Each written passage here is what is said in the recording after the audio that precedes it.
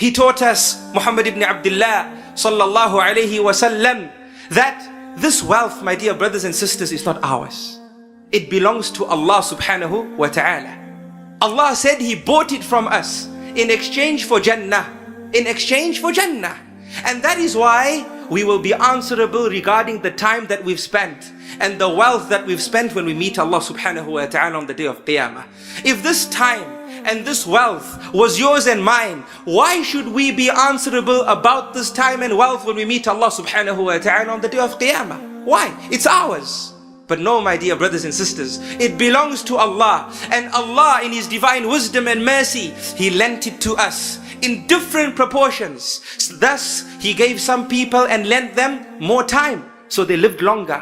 And others, He gave them less time, so they didn't live as long. And with others, He lent them more wealth, so they were richer. And others, He didn't lend them that much wealth, so they were slightly poorer.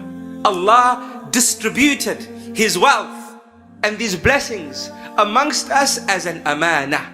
Now, I ask you, my dear brothers and sisters, whenever in this world we spend and we do not see an immediate return before the grave, we consider it what? A sacrifice, right?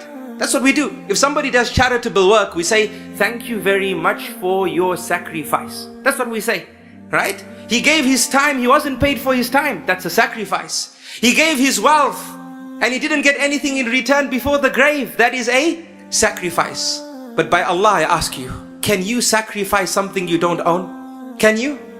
If I gave you 10,000 ringgits and I said, so and so, I will call you next week and tell you where to transfer this money to.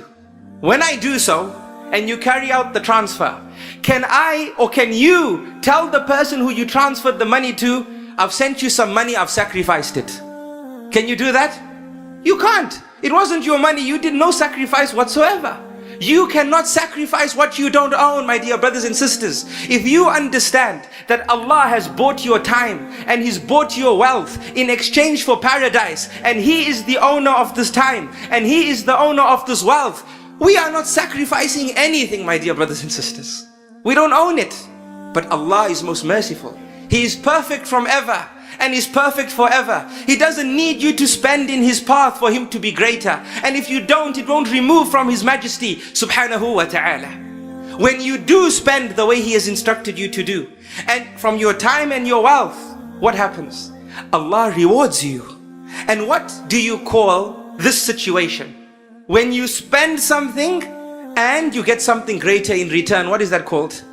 Investment. And stay updated by joining our network's social links.